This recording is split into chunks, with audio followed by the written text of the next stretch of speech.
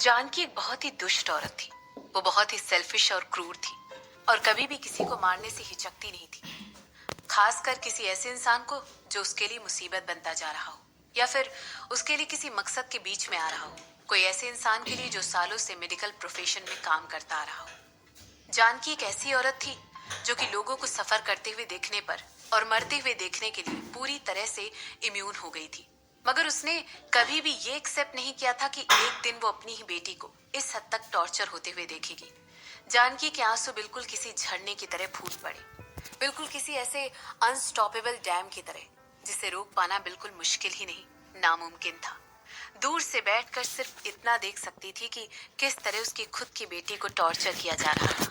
उसकी पूरी बॉडी इस समय डर से थर थर कांप रही थी और वो अपने सामने रखे हुए टीवी की स्क्रीन को टॉर्चर करने की कोशिश कर रही थी। इसके बाद उसने अपनी आंखें बंद करने की कोशिश की और अपने हाथों से अपने कानों को बंद करने की कोशिश की। उसे लग रहा था ऐसा करके वो अपने सारे सेंसेस को ब्लॉक कर देगी। इसके बाद इस कोशिश में वो सुबक सुबक कर रोने लगी। वो इन सब चीजों को फेल कर पा रही थी। वो फेल कर पा रही थी कि इस समय रुक्मणी किन हालातों से गुजर रही थी और किस दर्द को फील कर रही थी। बंद करो ये सब, उसने चिल्लाते हुए कहा। उसे अभी भी आशा थी कि कोई ना कोई जरूर उसकी बातें सुन रहा होगा और फिर वो आगे कहने लगी, बंद करो, प्लीज बंद करो। जानकी का लगातार रोना रुक ही नहीं रहा था। उसके कंधे लगातार हिल रहे थे। वो बुरी तरह टूट चुकी थी और होपलेसनेस उसकी आंखों में साफ दिखाई दे रही थी। वो अपने घुटनों पर झुक गई और हाथ जोड़कर भीख मांगते हुए कहने लगी, प्लीज बंद करो। उसकी चीखने चिल्लाने की आवाज है उस रूम में कंटेनर से आ रही थी। अपील कर सकती थी कि इस समय उसका दिल पूरी तरह खून से भरा हुआ था और उसमें से खून धीरे धीरे बह रहा था और हर बार चिल्लाने की वजह से और रुक्मणी की चीखें सुनने की वजह से उसके हाथ पैर बल्कि उसकी पूरी बॉडी बुरी तरह कांप रही थी। लेकिन वो इन सब चीजों के लिए अपने अलावा और किसी को ब्लेम कर सकती थी, किसी को भी नहीं। आखिर वो इकलौते ऐसे इंसान थे जिसकी वजह से आज रुक्मणी इतने सारे दर्द झेल रही थी। वही वो इंसान थी जिसकी वजह से आज उसकी बेटी इतनी ज्यादा मुसीबतों से घिरी हुई थी।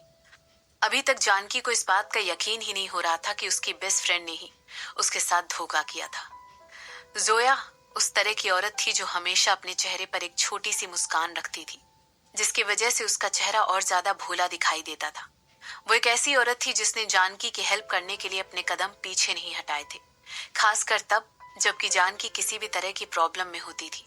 हालांकि वो ये बात बिल्कुल भी भूल नहीं सकती थी कि सिमरन की आंखों में उससे बात करते हुए एक अलग ही लुक था और वो लोग उसे भूले नहीं भूल पा रहे थे। सिमरन की आंखों में जरा सी भी दया क्रूरता नहीं दिखाई दे रही थी। उस समय सिमरन सिर्फ और सिर्फ नीचे झुककर जानकी की तरफ देख रही थी। सिमरन जरूर ये सोच रही होगी कि जानकी बिल्कुल बेवकूफ औरत है कि उसने किसी की भी बात पर बिना ये सोचे विश्वास कर लिया कि उस समय वहां पर मौजूद भी नहीं थी और उसने अपनी आंखों से ये सब कुछ नहीं देखा था। लेकिन आखिर सिमरन उसकी तरफ ऐसे कैसे देख सकती थी? क्या उसकी भी कोई ऐसी फ्रेंड थी जिसके साथ उसने सालों अपनी जिंदगी बिताई थी? जानकी हेमंत की माँ और जोया बिल्कुल इसी तरह की दोस्त थी। वो बचपन की पक्की सहेलियां थी जिन्होंने हमेशा एक दूसरे का सपोर्ट किया था। वो एक दूसरे का सपोर्ट तब से करती आ रही थी जब वो महज लंगोटियों में घुमा करती थी। अगर वो अपनी बहन के अलावा किसी और पर विश्वास कर सकती थी तो वो भी सिर्फ और सिर्फ जोया। जानकी को इस बात का पूरा यकीन था कि जोया उसे बचाने के लिए कभी भी झिझकेगी नहीं, चाहे कुछ भी हो जाए। जो कुछ भी हुआ था वो उसकी फ्रेंड को जानकी को बचाने से रोकेगा नहीं। सालों बीत गए थे और जानकी और जोया दोनों ही बहुत कुछ झेल रही थी। जोया वो इंसान थी जिसने जानकी को मिस्टर राजवंशी के साथ अपनी शादी निभाने में बहुत ज्यादा मदद की थी, जबकि जानकी जानकी ऐसी इंसान थी जिसने हमेशा अपनी फ्रेंड की तब मदद की थी जब जोया के हस्बैंड ने उसे इग्नोर किया था। उनकी दोस्ती उनकी जिंदगी के कई सावन देख चुकी थी, ऑलरेडी बहुत कुछ से गुजर चुके थे, तो फिर जोया उसे इस तरह यूज कैसे कर सकती थी? आखिर जानकी किसी ऐसी तस्वीर पर शक क्यों करती जो कि उसकी ऐसी फ्रेंड ने उसे दी थी जिसे वो सबसे ज्यादा ट्रस्ट करती थी? जानकी इस समय सब कुछ सोचते हुए टीवी की तरफ देख रही थी और चिल्ला रही थी।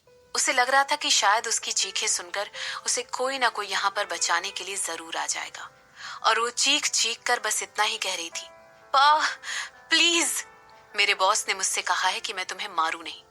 ऐसा सुनते ही जानकी तुरंत अपने पैरों पर जम करके खड़ी हो गई और धीरे धीरे उन्हें गिरते हुए दीवार से टेक लगाने लगी। उसे इस समय खड़े होने के लिए किसी न किसी चीज का सहारा तो चाहिए ही था। वो कोशिश कर रही थी कि जो इंसान इस समय बहुत ही धीरे से उस रूम में एंटर हो गया था, वो उससे जितना ज्यादा पॉसिबल हो सके दूर होकर खड़ी हो सके। उसने मुझसे ये भी कहा है कि मैं तुम्हारा जरा सा भी खून ना बहने दूं। ऐसा सुनते ही जानकी वहां पर अपने सामने खड़े हुए इंसान की तरफ घूर कर दहशत भरी नजरों से देखने लगी। और वो इंसान धीरे धीरे कैजुअली चलते हुए अपने हाथों को पॉकेट में डालकर उसकी तरफ आगे बढ़ रहा था। तब से जानकी इस जगह पर आई थी, तब से ये पहला आदमी था जिसे उसने इस जगह पर देखा था। मुझे पता है कि किसी ने तुम्हारा इस्तेमाल किया है, मगर ऐसा कहते हुए वो आदमी जानबूझकर हेजिटेट करने लगा और इसके बाद एक टेढ़ी मुस्कान के साथ जानकी को देखने लगा और आगे कहने लगा, मुझे अभी भी लगता है कि जितना ज्यादा पेनफुल मैं सोच सकता हूँ, तुम्हें ऐसे ही दर्दनाक तरीके से मरना चाहिए। वो मेरा इस्तेमाल इस तरह नहीं कर सकती है, इस तरह नहीं कर सकती है, जानकी ने किसी तरह अपनी पूरी हिम्मत जुटाते हुए कहा। इसके बाद वो आगे कहने लगी, वो बिल्कुल मेरी बहन की तरह है।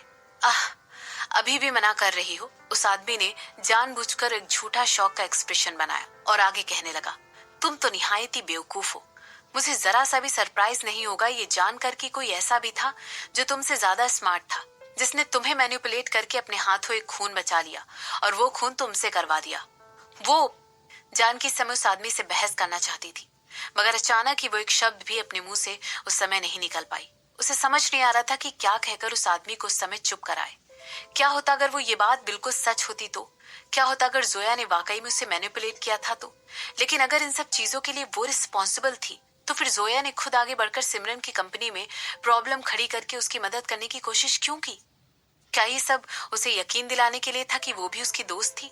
बेवकूफ, मनमीत ने तुरंत अपनी आंखें घुमाते हुए कहा। इसके बाद वो आगे कहने लगा, वो तुम्हारी मदद सिर्फ इसलिए कर रही थी ताकि तुम उस पर और भी ज्यादा डिपेंडेंट बनती जाओ। अयो, आखिर तुम्हें ये सब कुछ रियलाइज कैसे नहीं हुआ? मनमीत ने ऐसा कहते हुए अपने चेहरे पर एक कुटिल मुस्कान के साथ उस औरत को देख रहा था। यहाँ तक कि वो इतनी मामूली सी चाल के आर पार देख पा रहा था। सच में आखिर औरत इस तरह डॉक्टर कैसे बन गई? हे, क्या तुम्हें पूरा यकीन है कि तुम मेडिकल एग्जाम पास करके ही डॉक्टर बनी हो, या फिर तुमने किसी को घूस देकर अपने बदले एग्जाम में किसी और को बिठा दिया था?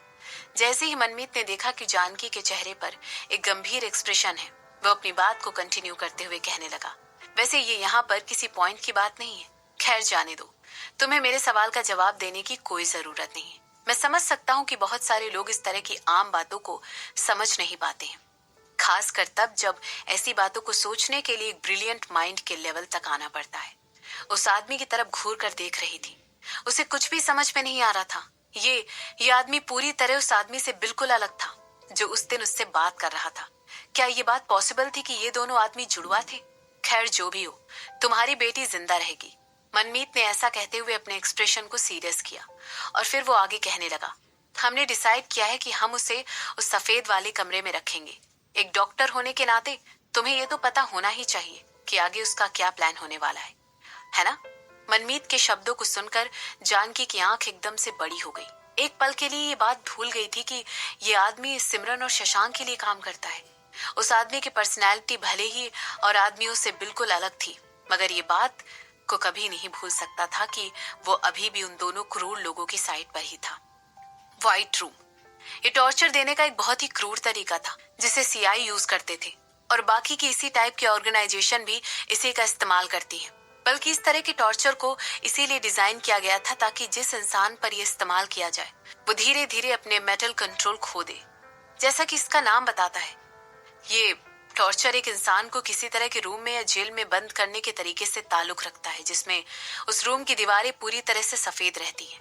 यहाँ तक कि वहां पर इस्तेमाल किए जाने वाली बेडशीट और दरवाजे तक सफेद रहते हैं। वहां की लाइट, उस रूम के अंदर रखी हुई हर चीज सफेद रंग की होती है। जिस बंदे को वहां पर रखा जाता है उसे भी व्हाइट कलर का टेस्टलेस चावल दिया जाता है। एक व्हाइट कलर के पेपर टॉवल में रखकर उसे सफेद कपड़े पहनने रहते हैं और वो रूम पूरी तरह से शांत रहता है। वहां पर एक सुई के गिरने जितनी भी आवाज नहीं आती है। इस तरह का बस यही पर्पस होता है कि वो उस बंदी को अपने सारे सेंसेस इस्तेमाल करने से रोक दे। इस तरह वो उस बंदी बनाए जाने वाले इंसान पर पूरी तरह मेंटल टॉर्चर करते हैं। ये तरीका इसीलिए जाना जाता था क्योंकि इसके इस्तेमाल किए जाने से बंदी बनाकर रखे गए लोगों का माइंडसेट पूरी तरह चेंज हो जाता है, और वो भी उन्हें बिना किसी तरह छुए। इस वजह से उन्हें हेलुसिनेशन होते हैं और वो लोग पागल हो जाते हैं। आंसू का एक कतरा सीधी जानकी की आंखों से होता हुआ उसके गालों पर आकर टिक गया, और वो अपनी बेचारी बेटी के बारे में सोचना कंटिन्यू करने लगी। ये टॉर्चर इसलिए बनाया गया था ताकि वो बंदी बनाकर रखे जाने वाले इंसान की सूझबूझ पूरी तरह खत्म कर दे। वो पूरी तरह बेकसूर है, फिर उसके साथ इस तरह क्यों करना? उसने किसी को भी कोई चोट नहीं पहुंचाई है। प्लीज, तुम उसकी जगह मुझे चोट पहुंचा सकते हो, तुम मुझे सफर कर सकते हो, तुम मुझे 1000 बार भी काटोगे और मैं एक बार भी कंप्लेंट नहीं करूंगी, मगर प्लीज मेरी बेटी को जाने दो। ऐसा कहते हुए जानकी एक बार फिर रुक्मणी की जान की भीख मांगने लगी। रुक्मणी ने आज तक कभी भी सिमरन और शशांक को चोट पहुंचाने की कोशिश नहीं की थी, तो फिर वो दोनों ही उसके साथ इतना ज्यादा क्रूर बर्ताव क्यों कर रहे थे? आह, हमेशा ही किसी का इस तरह जान की भीख मांगना मुझे अंदर ही अंदर खुशी देता है, मनमीत ने मुस्कुराते हुए कहा। इसके बाद वो आगे पूछने लगा, क्यों ना तुम ये बार बार करो? प्लीज मेरी बात मानो, प्लीज उसे जाने दो, उसका इन सब से कुछ भी लेना देना नहीं है, जानकी ने फिर एक बार अपनी बात रिपीट करते हुए कहा। और मनमीत वहां पर खड़ा होकर उसे एक मुस्कुराहट के साथ देख रहा था। हम सभी लोग किसी न किसी की आंखों में निर्दोष होते हैं, मनमीत ने कहा। इसके बाद वो आगे कहने लगा, एक विलन बनने और एक हीरो बनने के बीच में एक लाइन होती है, और वो लाइन बेहद पतली होती है। ऑफ कोर्स हमारे खुद के पर्सपेक्टिव से हम सभी अपने आप को एक हीरो की तरह मानते हैं। हम अपनी खुद की स्टोरी में एक प्रोटैगनिस्ट का रोल ही प्ले करते हैं, जबकि हम असल में। मनमीत ने ऐसा कहते हुए अपना सर झुकाया और बड़े ही नाटकीय अंदाज में एक पॉज लिया। ऐसा कहने के बाद मनमीत ने एक बार फिर जानकी की तरफ घूर कर देखा और कुछ मिनटों तक देखता रहा। इसके बाद वो अपनी बात आगे कंटिन्यू करके कहने लगा, इस दुनिया में ना कोई अच्छा है और ना कोई बुरा, ना कोई काला है और ना कोई सफेद। इस पूरी दुनिया में सिर्फ और सिर्फ हमारी चॉइसेस हैं और ग्रे रंग है। सब लोग ब्लैक एंड व्हाइट का एक मिक्सर ही है।